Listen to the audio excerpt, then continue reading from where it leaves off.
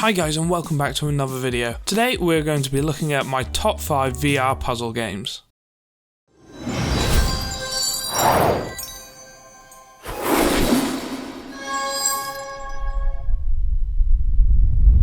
This list is in no particular order, they are all different types of puzzle games for different types of people, so hopefully there will be one in there for you. First off, we are going to start with Moss. Moss was one of the first VR games I played back when I got my hands on the original Quest, and it is still one of my favourites to this day. In Moss you play as the Reader, who controls a little mouse called Quill. It is almost a second person game, whereas in a first person game you play through the eyes of the character, and in a third person game you play with the character visible on screen. But in a second person game, you play from the perspective of a character who is not the protagonist, and in my opinion it works really well in VR, especially in puzzle games, as this gives you the opportunity to look around the level to try and figure out the puzzles. The story is great in this game. It will have you playing as Quill as she searches for her missing uncle. This will have you traversing some amazing and beautiful environments, such as open woodland, castles, and a lot more. The puzzles are really good in this game. They'll have you standing up out of your chair looking around the level for a clue or anything to give you a hint of what to do next. You as the Reader can reach out and manipulate the environment Quill is traversing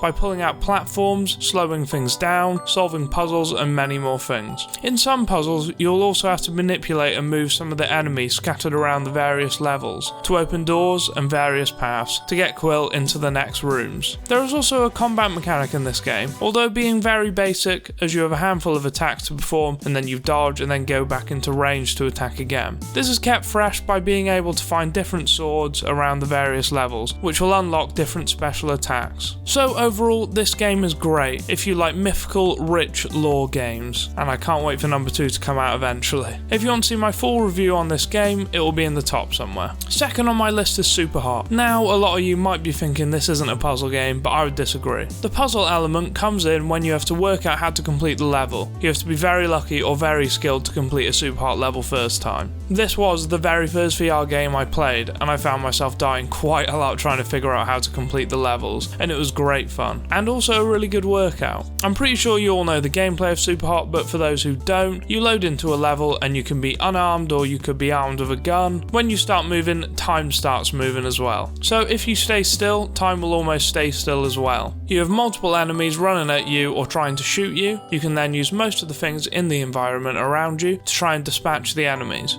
If you, for example, throw an ashtray at one of the enemies and it hits, the enemy will drop whatever weapon they have and it'll come flying towards you, and if you catch it, you can then use it. This can lead to some amazing slick gameplay where you feel like you're John Wick, dual wielding weapons taking down your enemies. The gameplay is very simple but works so well in VR, and you'll find yourself ducking, leaning and limboing out of the way of incoming projectiles from the enemies. As I said before, it is a really good workout. I was sweating a lot when I finished my first playthrough of the game. So in conclusion, this game is great if you've just got your hands on a VR headset, as it has all the fundamentals you need to learn. It is also a very fun game if you are an FPS fan. Third on the list is A Fisherman's Tale. In this game you play as a fisherman who lives in a lighthouse, but it isn't as simple as that. In your spare time you make puppets and a model of the very same lighthouse you live in. When you lift the roof off the lighthouse model, the roof lifts off the lighthouse you are standing in, and it gets very, very weird. You then see endless amounts of lighthouses when you look up, all getting bigger with size. It's like you're in an optical illusion where you have two mirrors looking at each other, so it mimics the image endless times. This leads to some of the best puzzles VR has to offer in my opinion, as you have to use your imagination to use the other worlds to your advantage. The bigger you and smaller you will mimic your movements, so you have to use this to your advantage. I find in too many puzzle games it has you searching a room for a certain object, lever or switch. This can sometimes get a bit boring and tedious, and this game completely eliminates that by adding this whole different mechanic, which I don't think any other game has implemented before. The narrator in this game, who pops up every now and again to move the story along, is perfect. It fits the game and the style so well. The various characters you meet along the way are voice acted so well. They also fit the game to the T. In conclusion, this game is great for people of all ages. I'd recommend it to anyone who has a VR headset, as you all have never experienced anything like it before and will never experience anything like it in the future either. If you want to see my full review on this game as well, it'll be in the top somewhere. Fourth on the list is The Curious Tale of the Stolen Pets. The main reason I purchased this game was to try out hand tracking, as this was one of the first games to support the new tech. When I jumped into it, I was determined to master and give the hand tracking system a good go, but unfortunately it was not implemented very well at all. It felt really clunky, where it wouldn't drop objects when I wanted to, and then it wouldn't grab them when I wanted to. But as soon as I switched over to the controllers, it made the whole experience so much more fun and intuitive. In this game, you are basically reliving the memories of someone who is reminiscing about the past, when he was a kid with his sister and his granddad. The multiple levels are designed really well and they look fantastic. The puzzles aren't the hardest, but can give you a bit of a challenge occasionally. The story can be interpreted in many different ways. When I finished the game, I sat there and I thought,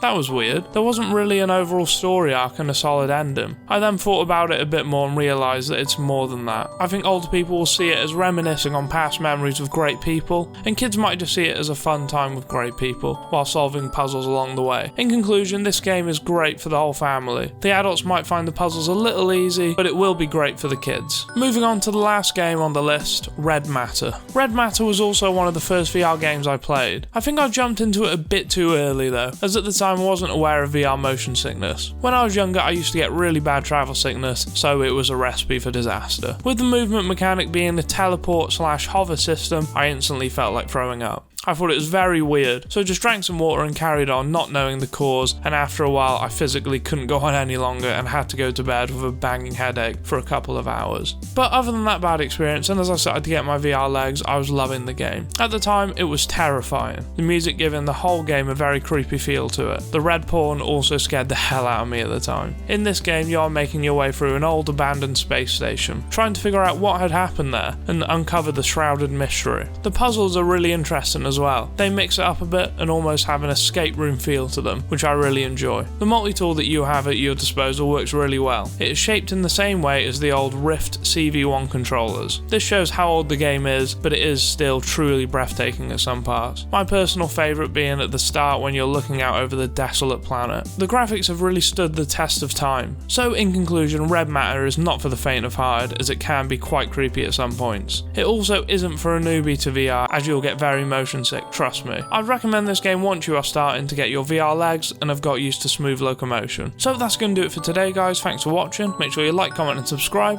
and I'll see you in the next one.